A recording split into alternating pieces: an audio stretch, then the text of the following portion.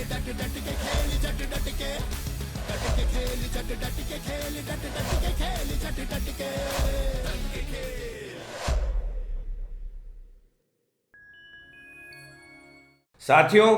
फिर रूबरू हो रहे हैं आपसे आपके चहते प्रोग्राम रैपी पे प्रेजेंट्स आईपीएल 2024 विथ मी, यानी आपके चहते देवाशीष के साथ। आज हम बात करेंगे match number 23, pre match analysis Kings 11 Punjab और हैदराबाद एसआरएच।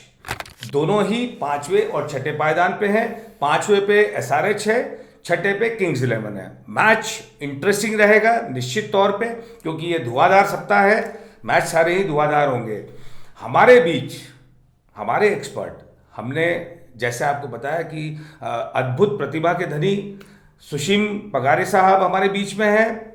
कमेंट्री, अगर आप इनकी कमेंट्री सुनेंगे तो मुझे लगता है कि जो एक रिदम के साथ और जो मीठी बोली है, जो स्वीटनेस के साथ जब ये कमेंट्री करते हैं तो आपको लगता है कि बस सुशीम भाई बोलते रहें और हम सुनते रहें। आज के मैच का ये जो प्री एनालिसिस है हम हमारे एक्सपर्ट से ही सुनते हैं। सुशीम भाई, पांचवें पायदान पे सनराइजर्स हैदराबाद और छठे पे किंग्स 11, किस नज़र से आप इस मैच को देखते हैं? देखिए, जहाँ तक क्रिकेट का सवाल है, मैच का सवाल है, जैसा आपने पूछा, तो मुझे लगता है कि यह मैच बहुत अच्छा होने वाला है। दोनों टीमें लगभग बराबरी की टीमें हैं। आईपीएल का यदि हम पूरे अन्य टीमों को देखें तो इन्हें टूर्नामेंट प्रारंभ होने के पहले या टूर्नामेंट के दौरान भी कोई बहुत ज़्यादा आंका नहीं जाता है कि ये चैंपियन बनने वाली टीम है। फिर भी क्रिकेट के लिहाज से मुझे तो ऐसा लगता है कि आज का मैच रोमांचक होगा, क्योंकि दोनों टीमें अभी इस टूर्नामेंट में अपने पांव जमा रही हैं। 2 मैच जीती हैं, 2 हारी हैं। दोनों टीमों का पॉइंट्स लगभग बराबर है। और यदि हम कागज़ के ऊपर देखते हैं दोनों टीमों को, तो इनके खिलाड़ियों का फॉर्म, इनका प्रदर्शन हमें लगभग बराबरी का दिखता है। तो जब बराबरी की टीमें मैदान में होती है तो ज़्यादा रोमांचक और संघर्षपूर्ण क्रिकेट हमें देखने को मिलती है। यही खूबसूरती है इस खेल की कि और यही इंटरेस्ट होना भी चाहिए कि मैच ऐसा हो कि कब कौन सी टीम किस करवट बैठे, कौन सी टीम हावी हो, कौन सी नीचे जाए। यही इसकी खूबसूरती है। आईपीएल की भी यही पहचान है, यही रोमांच है। और हम अपनी देव्स फैंटेसी टीम डिस्कस करेंगे, लेकिन उसके पहले मैं ये मौका आपसे नहीं जाने दूंगा। सुशीम भाई आए हैं। सुशीम भाई, जैसे आपने तीनों फॉर्मेट में कमेंट्री की है और बहुत बेहतर, आपको एक बहुत अच्छे कमेंटेटर के रूप में पहचाना जाता है।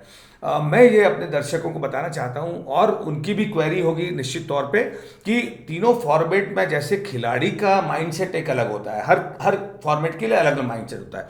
क्या ये माइंडसेट जब आप कमेंट्री करते हैं टेस्ट क्रिकेट की, वनडे क्रिकेट या T20, तो उस समय आपकी तैयारी कैसी होती है और क्या ये माइंडसेट चेंज होता है क्या फॉर्मेट के साथ? बिल्कुल, आपने ठीक कहा कि जैसे क्रिकेटर का माइंडसेट चेंज होता है वो जिस भी फॉर्मेट में खेलने जाता है, वैसे कमेंट्रेटर की भी अपनी एक मानसिक तैयारी होती है फॉर्मेट के हिसाब से। टेस्ट मैच में आपको 5 दिन बोलना है और 5 दिन सुबह से शाम तक लगातार बोलना है। वनडे में आपको 100 ओवर बोलना है और T20 क्रिकेट में 40 ओवर बोलना है। तो एक माइंडसेट आपको और एक मानसिक तैयारी लगती है आपकी, और माइंडसेट चेंज होता है। जैसे आप यदि टेस्ट मैच में कमेंट्री कर रहे हैं तो टेस्ट मैच में आपको भी एक जैसे धैर्य की परीक्षा होती है, तो ऐसे ही कमेंट्रेटर के भी धैर्य की परीक्षा होती है। लंबे समय तक बोलना है और 5 दिन तक बोलना है, तो पूरे आपकी जो गले की जो आपकी कसरत है वो अच्छी खासी हो जाती है।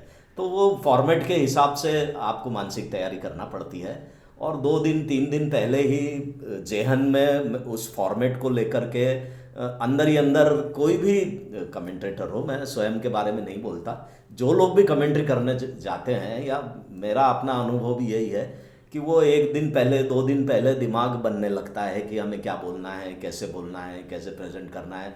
थोड़े बहुत आंकड़े देखने पड़ते हैं, तो उसका एक्सप्रेशन T20 में जल्दी जल्दी भी बोलना पड़ता है। टेस्ट मैच में आप थोड़ा सा धीमे भी आपका जो पिच है, आपकी जो, और T20 में तो वो एक्साइटमेंट आपको भी बना के रखना है। वो गेम ग्राउंड पे तो चलता ही है, टीवी स्क्रीन पे दिखता है, लेकिन और एक्साइटमेंट आप लोग बना देते हैं कि किस तरह जो एक ऑर्नामेंटल वो दे देते हैं आप लोग उसको, लुक को, और वहाँ आपको अपनी भावनाओं को भावनाओं में बहना भी पड़ता है, नियंत्रित भी करना पड़ता है, क्योंकि जब तक आप उसमें इन्वॉल्व नहीं है, भावनाओं में बहेंगे नहीं, तो जो श्रोता है, जी जी, खास करके जैसे मैंने रेडियो पर मैं ज़्यादा कमेंट्री करता हूँ, टीवी पर भी की है, पर उसको आपको जो भी श्रोता है जो मैच नहीं देख रहा है, रेडियो पर सुन रहा है, तो आपके जो उतार चढ़ाव और जो भाव है उसको लगना चाहिए कि मैदान का रोमांच वह उसको कानों में सुनाई दे रहा है और वो कल्पना करेगी जैसा हम बता रहे हैं वैसा हो रहा है।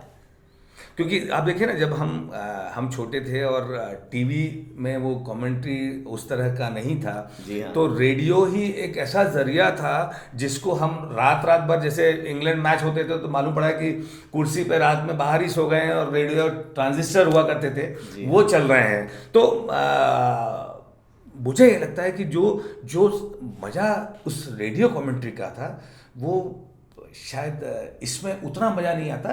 बट हाँ, दोनों, चूंकि अब समय के साथ परिवर्तन ही संसार का नियम है, आपको समय के साथ चलना पड़ेगा। मैं आपको सुशीम भाई से, देखिए, बड़ी मुश्किल से पकड़ में आए, हम ऐसे जाने नहीं देंगे। मैं चाहता हूं कि कुछ देखिए अनछुए पहलू होते हैं या कुछ यादगार लम्हे ऐसे होते हैं कि जो कमेंट्री में आपने किए हों या जो आप सोच रहे हो वो हकीकत में वहाँ ग्राउंड पे हो गया है। तो मैं चाहता हूँ कि हमारे दर्शकों को एक थोड़ा सा शेयर तो करिए। देखिए, जिस तरह से क्रिकेट में खिलाड़ी को बहुत एकाग्रता की ज़रूरत होती है, अंपायर को अपनी एकाग्रता बनाए रखनी पड़ती है क्योंकि सुबह से शाम तक अनेक दबाव में अंपायर भी रहता है, ऐसे ही कमेंट्रेटर को भी अपनी एकाग्रता बनाए रखनी पड़ती है। और जब आप कमेंट्री की पोजीशन, जैसा कि आपको पता है कि बिल्कुल विकेट की सीध में और ऊंचाई के ऊपर रहती है। मैं 2005 में फिरोजशाह कोटला पे भारत और श्रीलंका का टेस्ट मैच की कमेंट्री करने के लिए गया था, और आपको थोड़ा ध्यान हो तो ग्रेग चैपल और सौरव गांगुली का उस समय बड़ा विवाद चल रहा था, और सौरव गांगुली उस मैच में कमबैक कर रहे थे। और उस टेस्ट मैच में वो खेलने गए, तो हमारे साथ कमेंट्री टीम में चेतन शर्मा, भारत के पूर्व टेस्ट क्रिकेटर, एक्सपर्ट कमेंटेटर थे। तो वह सौरव गांगुली का कमबैक, ग्रेग चैपल उस टीम में थे, भारतीय टीम के मैनेजर थे उस समय, कोच थे, उस समय भी कोच थे, और गांगुली ने अपना परफॉर्मेंस डोमेस्टिक क्रिकेट में देकर के कमबैक किया था। तो चेतन शर्मा के जो एक्सपर्ट के रूप में इनपुट थे वो बड़े मजेदार और बहुत सुनने वाले थे, और वो बार बार बैक कर रहे थे कि गांगुली इस मैच में रन बनाएंगे और ग्रेग चैपल को अपने जो भी उन्होंने डिसीजन गांगुली को लेकर के किया है तो वो वापस लेना पड़ेंगे।